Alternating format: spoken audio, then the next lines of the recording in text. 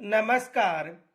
आज हम हिंदी में जो वर्ण विचार हैं इसके बारे में चर्चा करेंगे।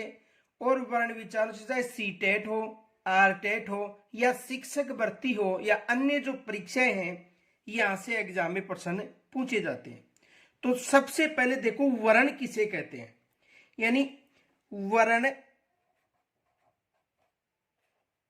किसे कहते हैं।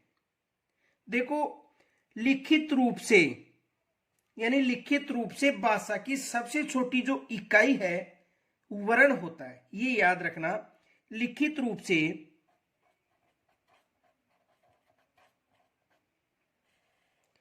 लिखित रूप से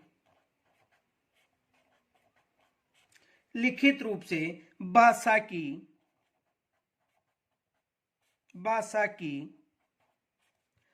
सबसे छोटी इकाई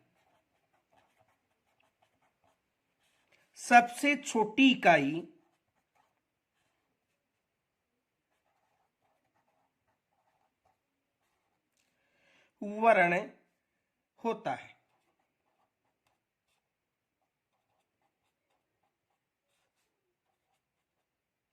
यानी लिखित रूप से भाषा की सबसे छोटी इकाई क्या होती है? वर्ण होता है।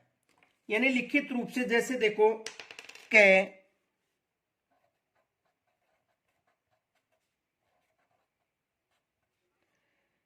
ख, च, ज, त, फ, ल इत्यादि।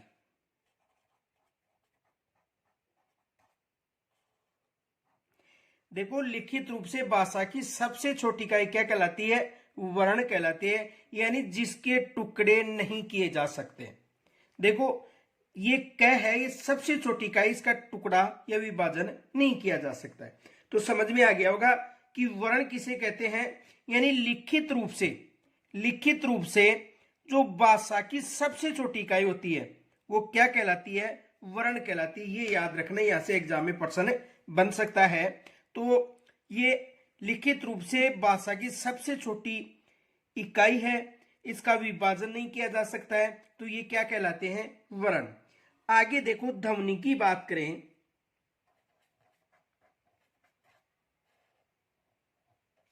ध्वनि किसे कहते हैं? देखो, मौखिक रूप से भाषा की जो सबसे छोटी इकाई होती है, मौखिक रूप से मौखिक रूप से मौखिक रूप से भाषा की मौखिक रूप से भाषा की सबसे छोटी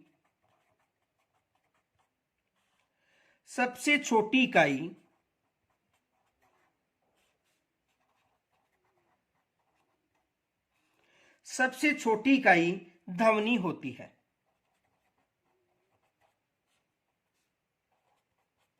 ध्वनि होती है।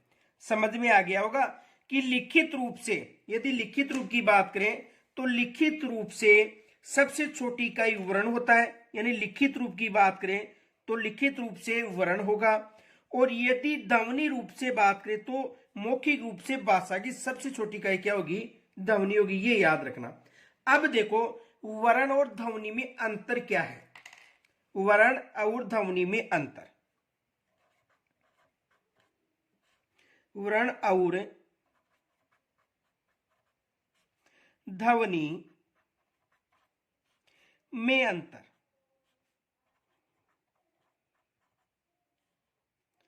देखो, यदि वर्ण और ध्वनि की बात करें, अंतर की बात करें, तो यहां से भी एग्जाम में प्रश्न बन सकता है। वर्ण और ध्वनि में अंतर। तो अंतर देखो, जैसे मान लो हमने लिया पवन है, पवन लिया। यदि ध्वनि की बात करें तो इसमें ध्वनि है,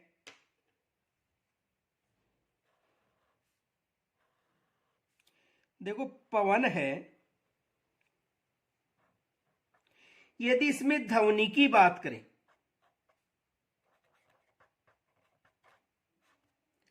तो देखो ध्वनि है प, व और न, तीन हो गई, प व और न। यदि व्रण की बात करें तो देखो वर्ण होंगे, एक तो प और ए, व, ए, न और ए। तो कितने वर्ण हो गए? 5। देखो यदि वर्ण गिनते हो उसमें अंतिम यदि ए आता है तो गिना नहीं जाता है। तो कितने हो गए? 5। ये भी मैं आगे समझाऊंगा क्यों नहीं गिना जाता है। तो यदि देखो पवन की बात करें तो पवन में ध्वनि है 3 और वर्ण है 5। क्योंकि ए है ये नहीं गिना जाता है। क्यों नहीं गिना जाता आगे चर्चा करेंगे इसकी। तो देखो ध्वनि और वर्ण में अंतर समझ में आ गया होगा। वर्ण कितने हो गए? 3, प, व और न। और यदि वर्ण की बात करें, वर्ण बताया था कि लिखित रूप से भाषा की सबसे छोटी इकाई, तो ये लिखित रूप से भाषा की सबसे छोटी इकाई हो गई। तो वर्ण कितने होंगे? 5, ये याद रखना। और ध्वनि 3। आगे देखो, यानी ये विशेष याद रखना, यहां से एग्जाम में प्रश्न बन सकता है। एक फैक्ट याद रखना, भाषा की सबसे छोटी इकाई वर्ण होता है, ये याद रखना। नोट, भाषा की सबसे छोटी इकाई, भाषा की सबसे छोटी इकाई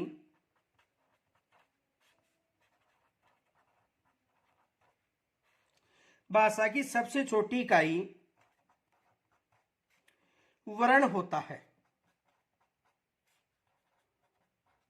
भाषा की सबसे छोटी इकाई वर्ण होता है, ये याद रखना। आगे देखो, अक्षर किसे कहते हैं? देखो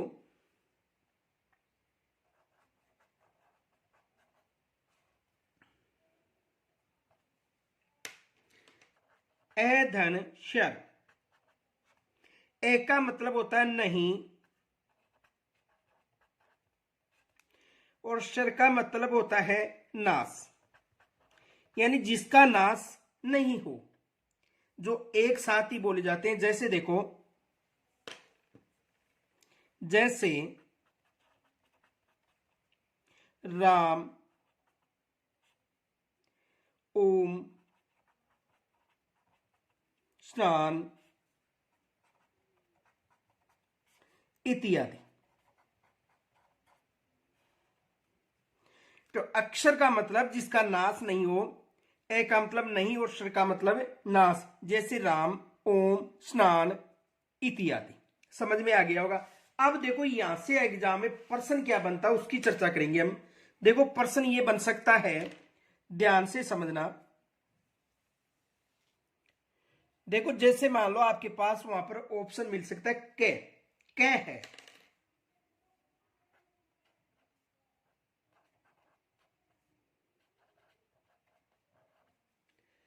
देखो कै है, ए में देखो वर्ण मिलेगा, मिल सकता है ए वर्ण, ब ध्वनि,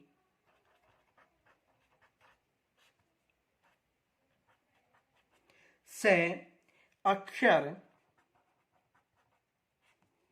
और द व्यंजन। तो देखो कै क्या है?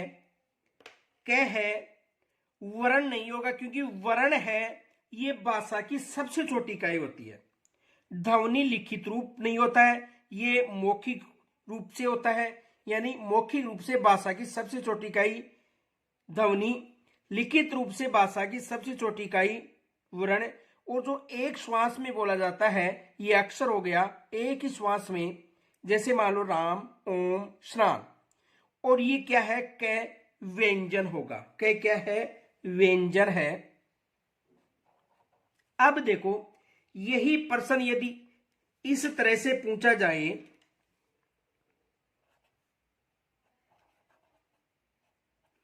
कै है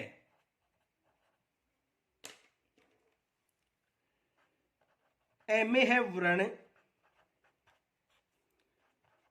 ब में है ध्वनि, स में अक्षर और द में है व्यंजन। अब देखो इसका उत्तर अलग हो जाएगा। अब देखो ये क्या है, यानी जो लिखित रूप से भाषा की सबसे छोटी इकाई होगी, इस कारण ये क्या है, वर्ण है। तो ऐसा प्रश्न आ सकता है, ध्यान से देखो, समझ में आ गया होगा। क्या है, व्यंजन और भाषा की सबसे छोटी लिखित इकाई वर्ण होता है। ये भाषा की सबसे छोटी लिखित इकाई है, इसका आगे टुकड़े नहीं किए जा सकते, ये याद रखना। तो यहां तक समझ में आ गया होगा। अब देखो, जो वर्ण है इन्हें 3 भागों में विभाजित किया जा सकता है, स्वर, व्यंजन और अयोगवाही।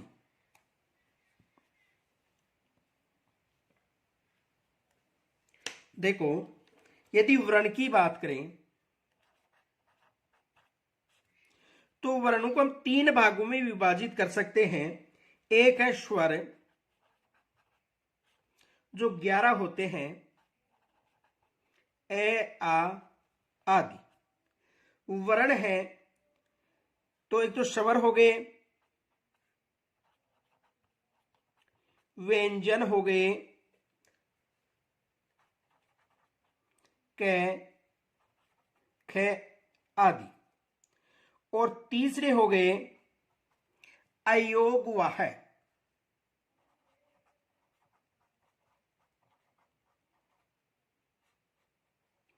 अयोगवाह, अंग, अह इत्यादि। समझ में आ गया होगा।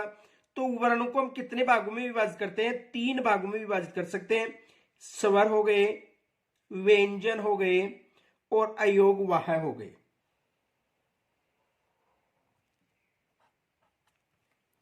समझ में आ गया होगा कि जो वर्ण है इनको हम 3 भागों में विभाजित करते हैं, स्वर, व्यंजन और अयोगवाह।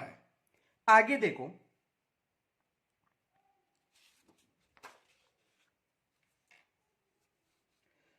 देखो शब्द किसे कहते हैं। शब्द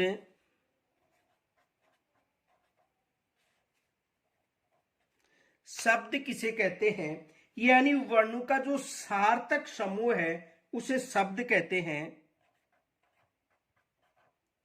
वर्णों का सार्थक समूह,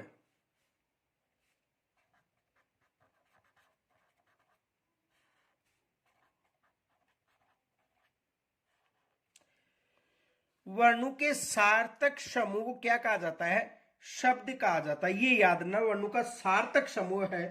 जैसे देखो, जैसे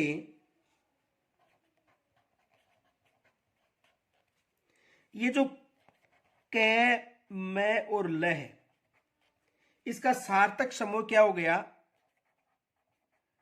कमल। जैसे क, ल, में कलम,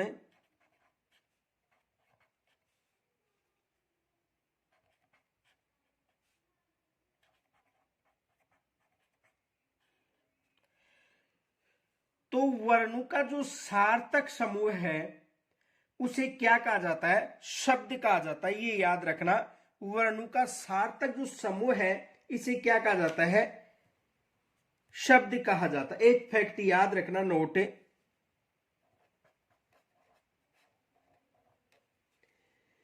अर्थ के आधार पर, अर्थ के आधार पर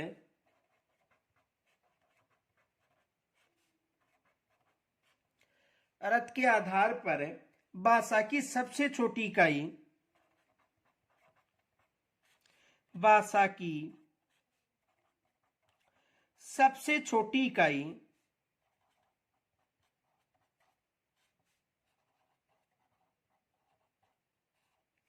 शब्द होता है।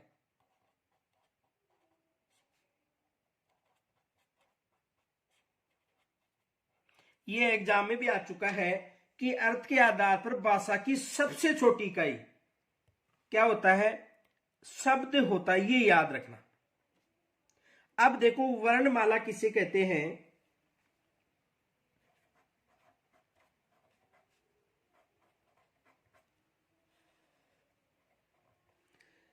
वर्णमाला वर्णों का व्यवस्थित क्रम है, ये वर्णमाला कहलाता है।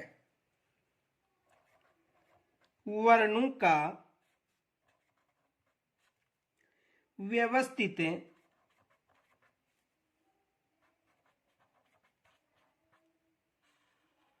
वर्णों का व्यवस्थित क्रम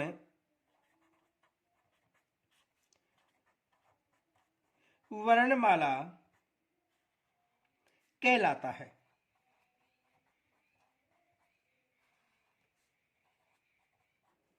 वर्णों का व्यवस्थित क्रम क्या कहलाता है? वर्णमाला कहलाता है। जैसे देखो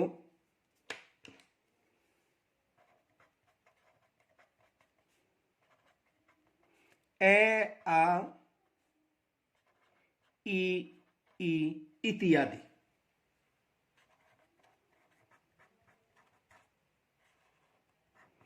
तो वर्णों का जो व्यवस्थित क्रम है उसे क्या कहा जाता है? वर्णमाला कहा जाता है। आगे देखो वाक्य किसे कहते हैं?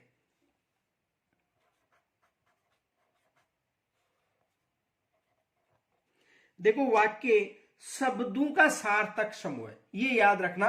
वर्णों के सार्थक समूह को शब्द कहा जाता है।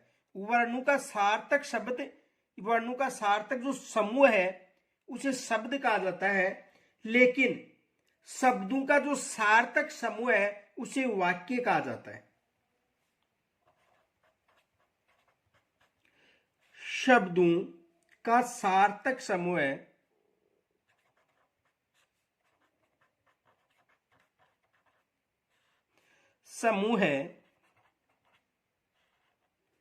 क्या कहलाता है? वाक्य कहलाता है। ये याद रखना। देखो दो फैक्ट विशेष याद रखना, यहां से एग्जाम में प्रश्न बन सकता है। पहला तो ये याद रखना है आपको, वर्णों का सार्थक समूह है, वर्णों का सार्थक समूह है क्या कहलाता है? शब्द। जैसे कै मैल कमल हो गया, वैसे देखो यदि शब्दों का सार्थक समूह पूछा जाए,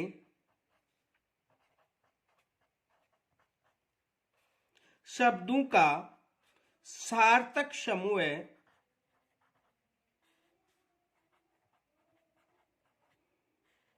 क्या कहलाता है? वाक्य कहलाता है। ये विशेष याद रखना, यहां से एग्जाम में प्रश्न बन सकता है, ये मोस्ट है। वर्णों का सार्थक समूह शब्द और शब्दों का सार्थक समूह है वाक्य। सार्थक का मतलब जिसका अर्थ निकलता वो सार्थक समूह है। देखो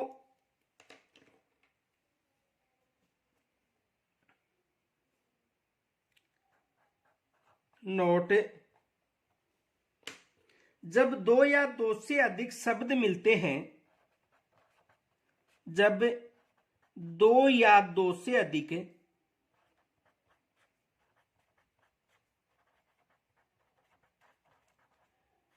जब दो या दो से अधिक शब्द मिलते हैं,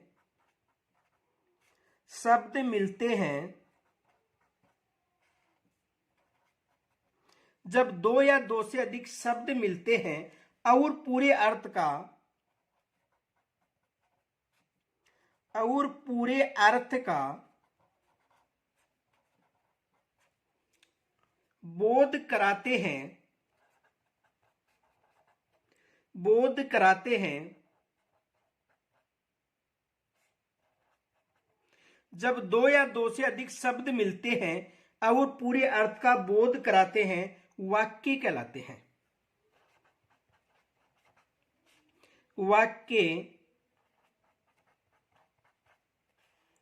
कहलाते हैं।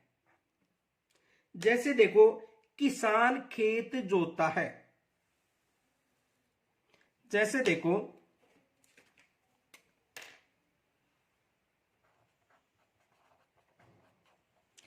जैसे किसान खेत जोतता है। किसान खेत जोतता है। किसान खेत जोतता है। कृष्ण बांसुरी बजाता है। कृष्ण बांसुरी बजाता है।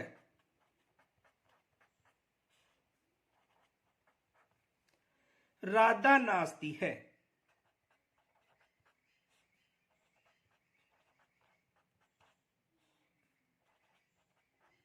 तो ये क्या है? वाक्य है। ये याद रखना, ये क्या हो गए? वाक्य हो गए। तो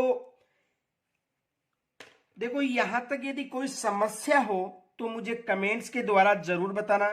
कल हम वाक्यांश, पद और जो हलंत चिन्ह है, इनके साथ ही जो स्वर और व्यंजन है, इनके बारे में चर्चा करेंगे। तो यहां तक यदि कोई समस्या हो तो मुझे कमेंट्स के द्वारा जरूर बताना। और ये टॉपिक राजस्थान में जो पात्रता परीक्षा होती है उसके लिए भी, शिक्षक भर्ती और सीटेट, पटवार, ग्राम सेवक, जो भी अन्य भर्तियां हैं, उन सभी के लिए उपयोगी है। तो यहां तक कोई समस्या हो तो जरूर बताना। जय हिंद, नमस्कार।